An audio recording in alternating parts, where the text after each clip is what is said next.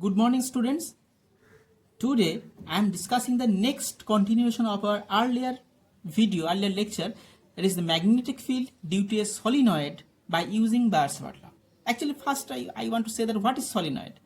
Say this is a cylindrical body. If you wrap this body by using a metal wire, and flowing this current through this body, then this is see that the structure. This is stripe, and if this stripe is made by some metal wire on a metallic rod, and so on, then it may be solenoid.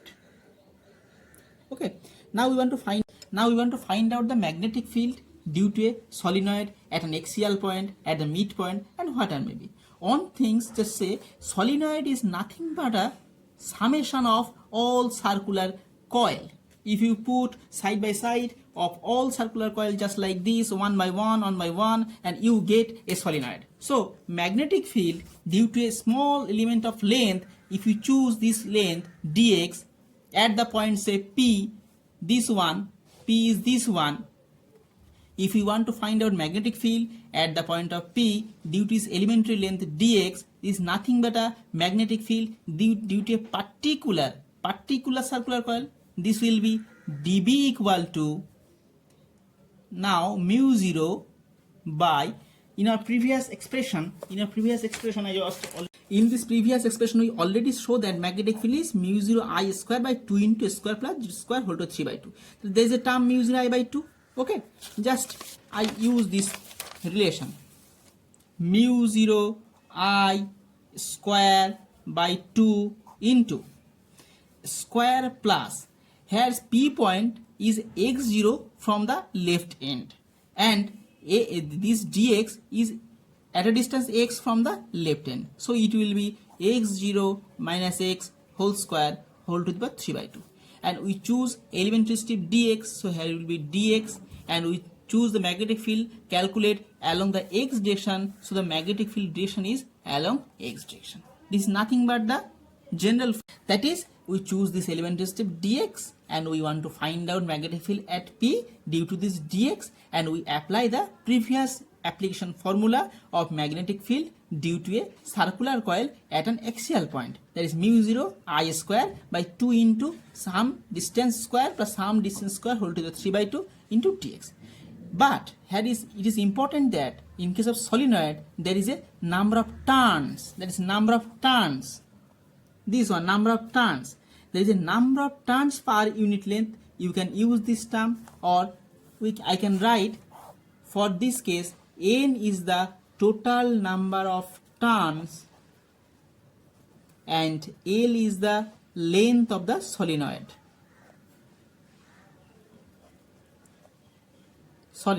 Then n by L, this gives you the number of turns per unit length. Okay, this is nothing but the small n. If we choose it is small n, so this dB is mu 0 ni square dx by 2 into this into x cap. Clear?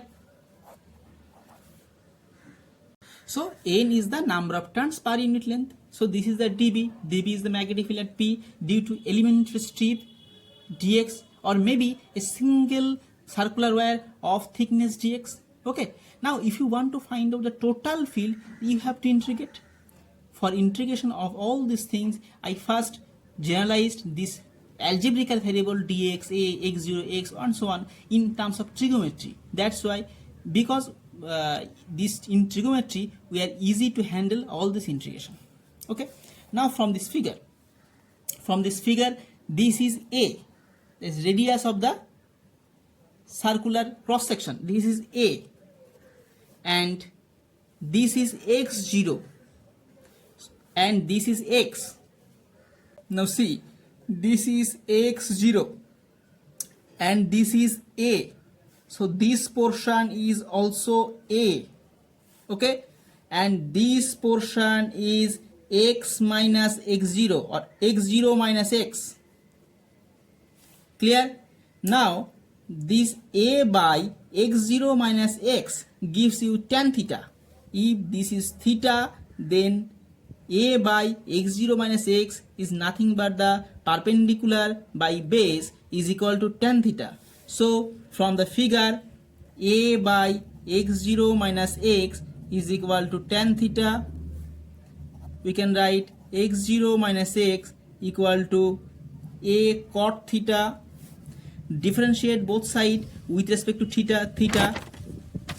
We can write minus dx equal to minus a cosec square theta d theta. Why? Because x0 is fixed. X is the axis. x0 is fixed. If we differentiate x0, we just only get 0. So minus dx equal to this. Finally, dx equal to a cosec square theta d theta. Okay, our next task. See, this is theta, this is the perpendicular, this is the base, so, and this is the hypotenuse. So we can write sine theta is equal to a by square plus x0 minus x whole square under root. This one, from this relation we can write square plus x0 minus x whole square under root equal to a cosec theta. How beautiful trigonometry is. Now put this expression 2 and 3 in our mother expression on, we finally get dB equal to mu 0 n square I by 2 into dx, means a cosec square theta d theta by this one whole to the 3 by 2, that is, this will be a cube cosec cube theta, and there is also x cap.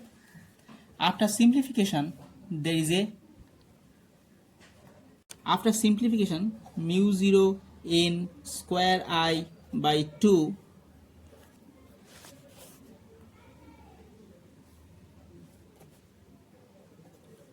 there is a square cosec theta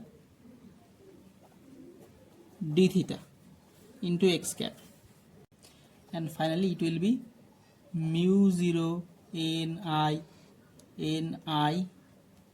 this square cancel out, by 2 into sine theta d theta x cap. This is the dB. Now from the figure, this is the angle theta 1 from this portion, that is the end of the left annular end makes an angle theta 1 with respect to P. If we increase this theta 1, it maximum goes to theta. There is also theta 2, so it maximum goes to pi minus theta 2. So the limit will be b equal to integration of the dB. The limit will be theta 1 to pi minus theta 2, that is mu 0 ni by 2 integration over sine theta d theta, theta 1 to pi minus theta 2. After integrating, we get x cap mu 0 ni by 2, and finally it will be cos theta 1 plus cos theta 2. This is the general expression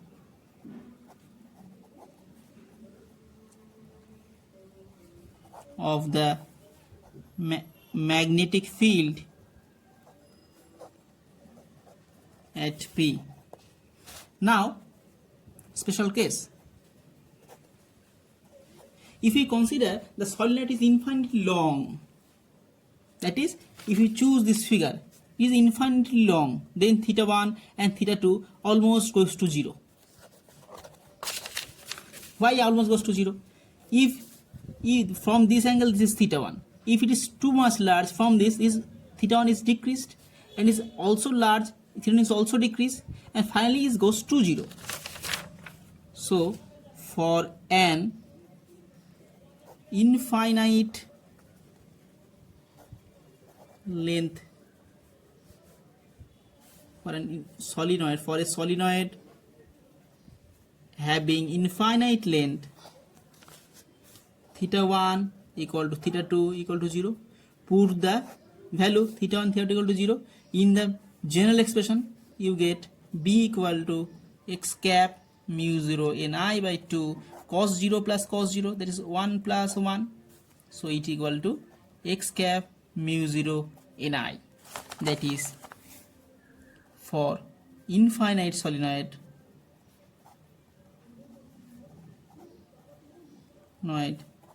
b equal to x cap mu 0 ni. How simple the result is. Now see from the figure, if p is at the right end, at the extreme right end, then what will happen? Then theta 2 equal to pi by 2.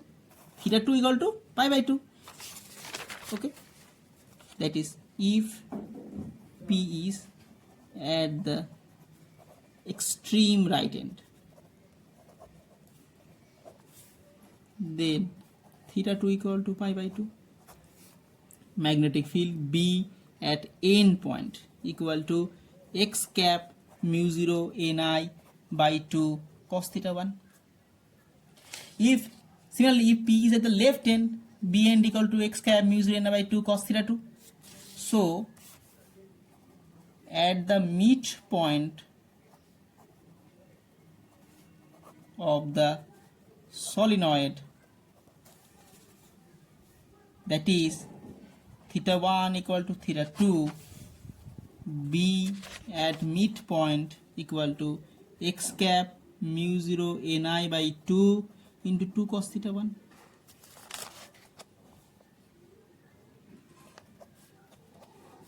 That is x cap mu 0 ni cos theta 1, this one. So we can write b at midpoint equal to 2 times b of endpoint. So this is the two or three different cases of solenoid. Hopefully you enjoy the Bart's-Watt law. This is little bit tedious. In the next class, when we discuss about the Ampere-Sargotel law, we see this solenoid is very easy part by using integral calculus and application of this calculus. This solenoid, if you just bend the two end of the solenoid in a single format, it makes another interesting thing toroid, and we will discuss in next class this topic. Thank you.